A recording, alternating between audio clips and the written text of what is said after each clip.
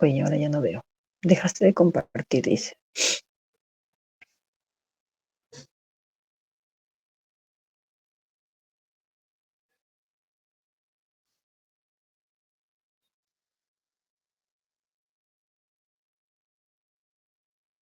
Ahora sí. No, pero puedo pasar la siguiente, por favor.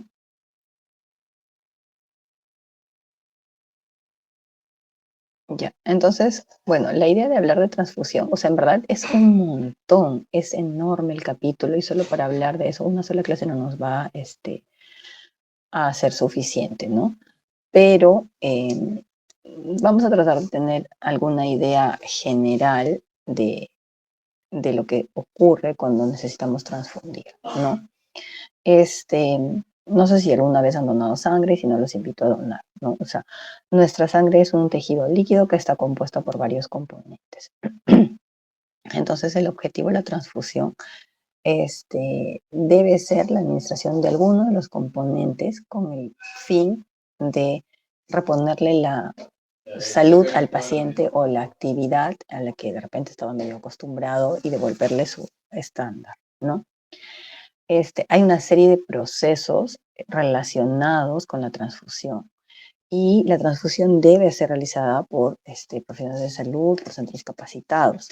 Es por eso que en Perú los hemocomponentes no se compran, o sea, porque está penado por ley y por el tráfico, ¿no? de hemocomponentes. Deberían ser monitorizados por, como repito, un centro de salud y con personal capacitado, ¿no? Lo otro es que debemos saber a quién se transfunde y en qué momento y qué se transfunde, ¿no? ¿Por qué? Porque las transfusiones nos pueden ayudar en muchas cosas, pero también generan muchas reacciones e inclusive pueden generar mucho daño a otros órganos, ¿no? Sobre todo los pacientes que están en cuidados intensivos, ¿no?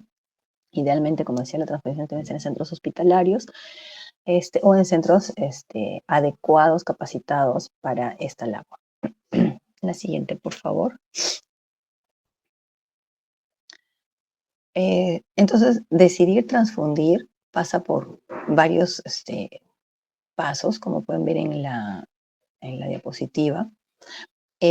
No solamente debemos tener evidencia científica, eh, documentada, con exámenes de laboratorio necesarios, este, debemos disponer de guías de transfusión que nos hablen no solamente del uso del hemocomponente, sino de qué hacer si es que hay una reacción adversa.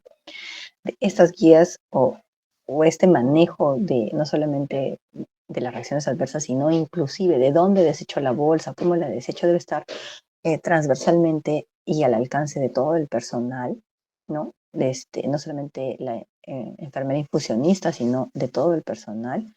Y se debe promover una participación adecuada para un correcto manejo de los componentes sanguíneos, ¿no? La siguiente, por favor. Entonces, lo que se empieza es con la petición de transfusión, ¿no? En la petición de transfusión esto puede variar de acuerdo al centro hospitalario, pero es importante identificar al paciente, es importante no solamente con el nombre y apellido, porque podemos ver muchos homónimos, sino mientras más candados de identificación podamos poner, mejor, ¿no? De repente DNI, en nuestro caso estamos en una realidad nacional, número de historia clínica, que pueden ayudarnos a identificar al paciente. Adicionalmente a eso se debe identificar qué grupo sanguíneo es el paciente, que es el receptor del hemocomponente, qué tipo de hemocomponente estoy solicitando, la cantidad del hemocomponente, si es una unidad, dos, tres, cuántas unidades del hemocomponente, y de ser posible el diagnóstico para que también el banco pueda saber qué es lo que se necesita y dar prioridad, ¿no? No va a ser lo mismo una cirugía electiva que tenga su depósito y que el cirujano dice, ah, ya, bueno, tiene 12 hemoglobina y le voy a hacer una vesícula, pero quiero la sangre porque se le ocurre, porque a veces así son los cirujanos, a un paciente que de repente, no sé, pues no sufrió un accidente de tránsito y está chocado y que necesita transfundirse, ¿no? Entonces eso también es importante. Y lo otro, tratar de que la petición tenga una letra legible para que no se generen confusiones en el banco, ¿no? Por ejemplo, en plaquetas, plasma, hay que escribir adecuadamente porque muchas veces te da un mismo componente por otro, ¿no? Y bueno, obviamente cuando llega la unidad, identificar que esa unidad es para ese receptor, ¿no? O sea, con las pruebas de compatibilidad y con todos los cuidados necesarios para que el receptor reciba lo que debe de recibir, ¿no? La siguiente, por favor. Bueno, esto es un poco más de lo mismo, ¿no? Donde tenemos, ¿no? Bueno, la fecha, la identificación, el grado de urgencia, lo que ya les habíamos dicho, ¿no? La parte de las dos últimas, o tres últimos renglones, en realidad, no van necesariamente porque esa parte se encarga enfermería. En cambio, el banco solamente te despacha el hemocomponente, ¿no? Entonces, el ritmo de la infusión, los antecedentes de la transfusión, gestaciones, probablemente no sean capitalmente necesarios documentarlos en el pedido, ¿no? En otras realidades, esto está informatizado, entonces uno ingresa al sistema el pedido, el banco capta la solicitud, mapea y ve si ese paciente ya ha sido transfundido previamente, qué grupo es, y coteja un poco con el pedido antes de entregar el componente, ¿no? La siguiente, por favor.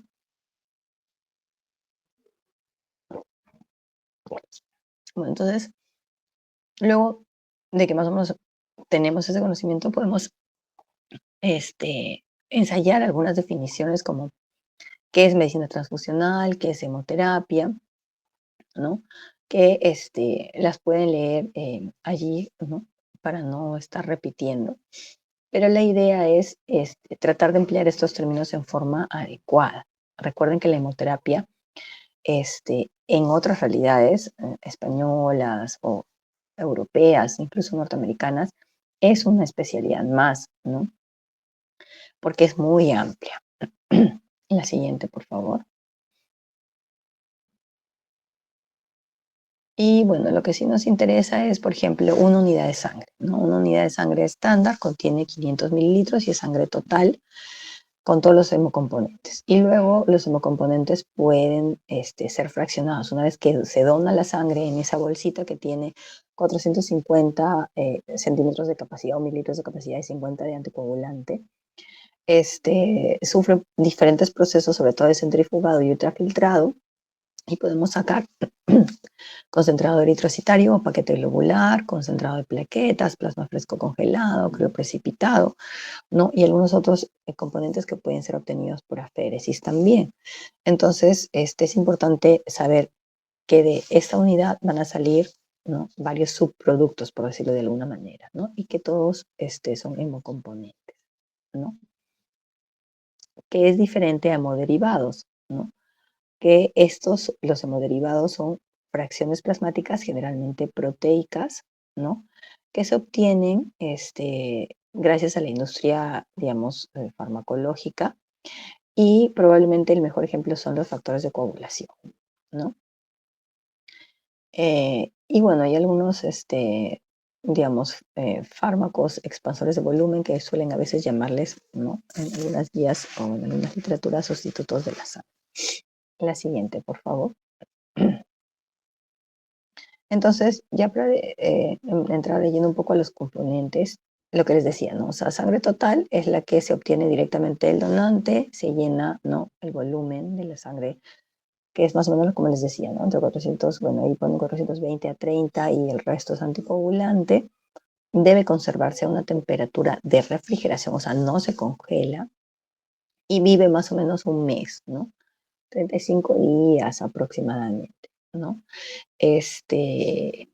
Y luego, si no es que se usa en ese periodo, debe ser autoclavada y desechada, ¿no?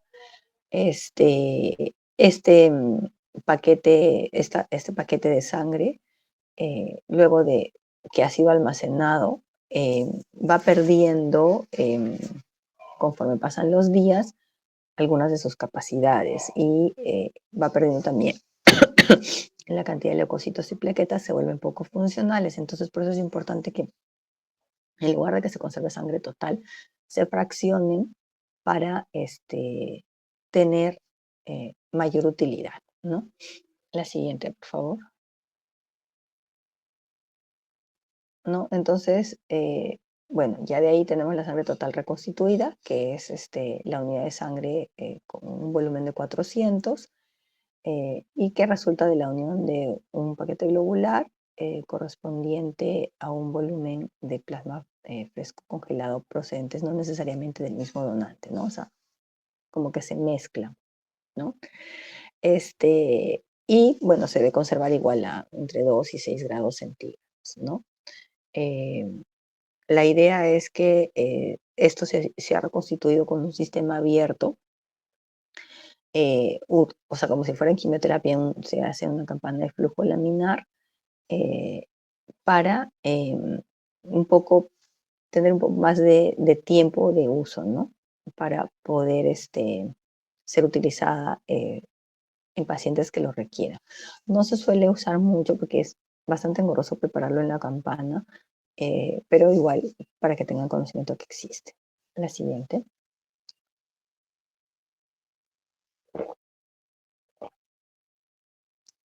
Esto es lo que más usamos, ¿no? El paquete globular o concentrado eritrocitario, ¿no? Que es lo resultante luego de que se saca la sangre total y tiene un volumen más o menos de 200 y el resto es plasma, ¿no? Tiene un concentrado de hematocrito mayor, ¿no? Respecto a la sangre total. Conserva la capacidad transportadora del oxígeno, pero tiene un volumen menor, o sea, es la ventaja, ¿no? O sea, yo voy a proveerle al paciente una capacidad de transportadora de oxígeno buena con menos volumen. Y esto es especialmente importante para pacientes ancianos, pacientes cardiópatas o renales, ¿no? Igual debe conservarse, ¿no? En las mismas condiciones que la sangre total, o sea, no se congela, se refrigera, y dura aproximadamente igual, de entre 35 o 42 días. 35 es un buen promedio, ¿no? Generalmente se obtiene de un solo donador y el resto de componentes se separa, mm, digamos, por centrifugación, ¿no? Como ven en las bolsitas que tienen ahí en el gráfico. La siguiente, por favor. Bueno, luego tenemos el paquete desleucocitado o leucorreducido, que igual, ¿no? Es un paquete de glóbulos rojos que ha sido sometido a procedimientos físicos, generalmente centrifugación o lavado por centrifugación o filtración para desproveer o quitar a los glóbulos rojos toda la posible capacidad de adherencia a los leucocitos que tuvieran para que sea menos antigénico, ¿no? Lo que se usa mucho son los filtros, ¿no? Em, eh, Dependiendo de la calidad del filtro, ¿no? Y se le puede pedir al banco que realice este procedimiento para que cuando el paciente pueda tener el paquete ya transfundiéndose, la reacción sea, digamos, si es que hay una reacción adversa, sea menor porque ya no tiene los leucocitos, que son los principales promotores de las reacciones adversas, ¿no? La siguiente, por favor. Ya. Ahí hay una tablita que no me interesa que se la aprendan, pero como para que sepan los leucocitos residuales por paquete estándar, ¿no? O paquete globular, ¿no? Si hay paquete estándar, si es que ha sido removido, si es que ha sido lavado, si es que tiene un filtro, si ha sido radiado, si ha sido obtenido por aféresis, y van, ¿no? Disminuyendo, como ven, en los leucocitos. La idea es brindarle al paciente un paquete libre de estos leucocitos, ¿no? La siguiente. El otro producto es el concentrado de plaquetas, que es también bastante utilizado y que se puede obtener de dos maneras, ¿no? De sangre total, ¿no? Que luego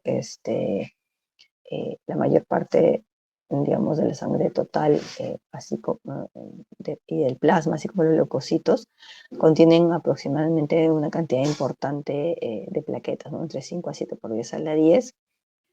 Y luego eso igual, ¿no? Se centrifuga, se separa y quedan las unidades de plaquetas de pool, como les llamamos, o sueltas o simples, ¿no?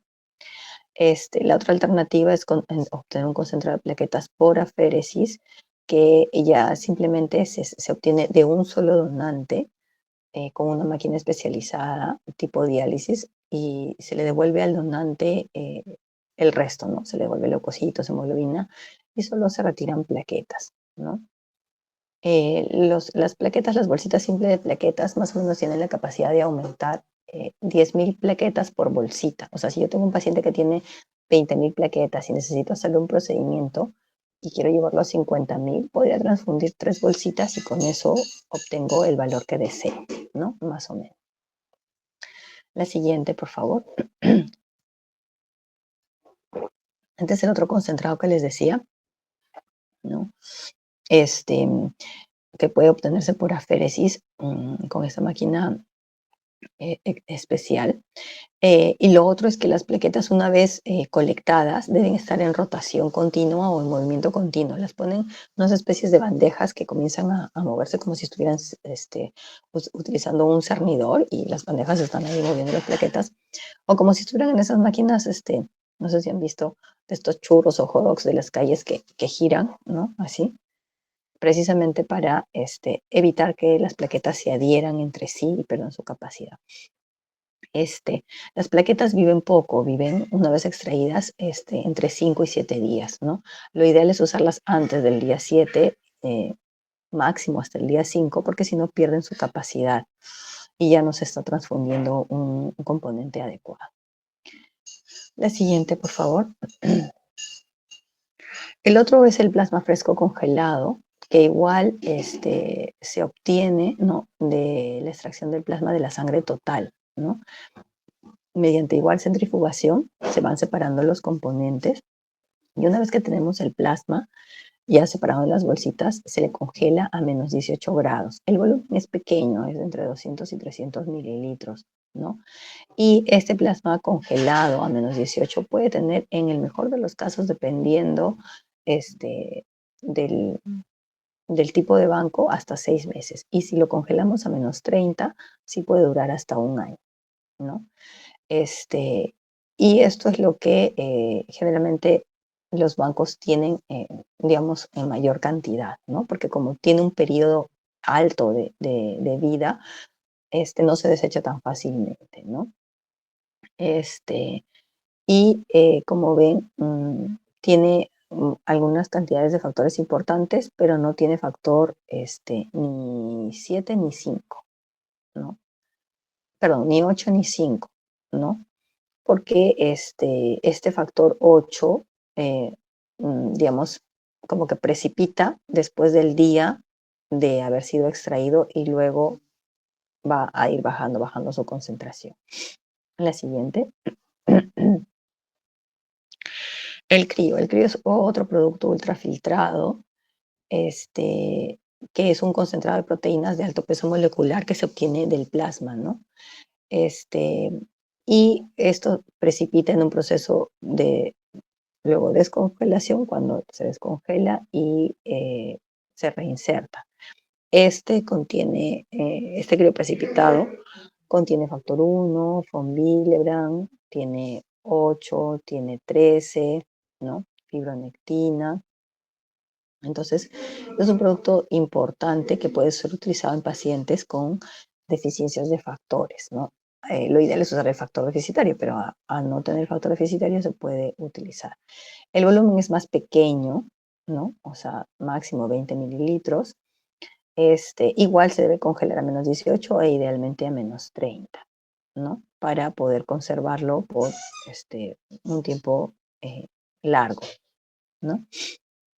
La siguiente, por favor. Ese es el plasma simple, es el que no sufre ningún proceso y que, como ven en la grafiquita de un tubo de ensayo, podría ser obtenido luego de la primera centrifugada del paquete ya extraído, ¿no?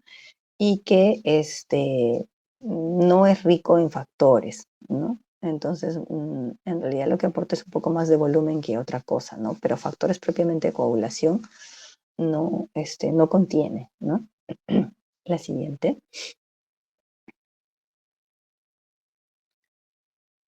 Bueno, esto es un poco lo que habíamos hablado de los hemocomponentes obtenidos por aféresis. El producto más popular de aféresis es plaquetas, pero no es el único. Y la idea es devolverle al donante los otros componentes, como glóbulos rojos, leucocitos, y solo quedarse con el componente que se necesita. También se puede hacer leucoaféresis, o sea, sacar leucocitos y devolverle las otras cosas al donante. Eso también se puede hacer, pero definitivamente el que más se utiliza es aféresis para plaquetas, ¿no? La siguiente, por favor.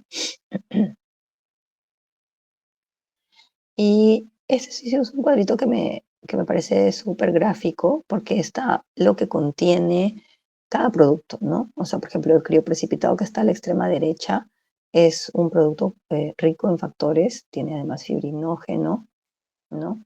A diferencia del plasma fresco que tiene un poco menos de factores, ¿no? En la parte del reglón final están los volúmenes, las plaquetas obviamente que no tienen factores, ¿no?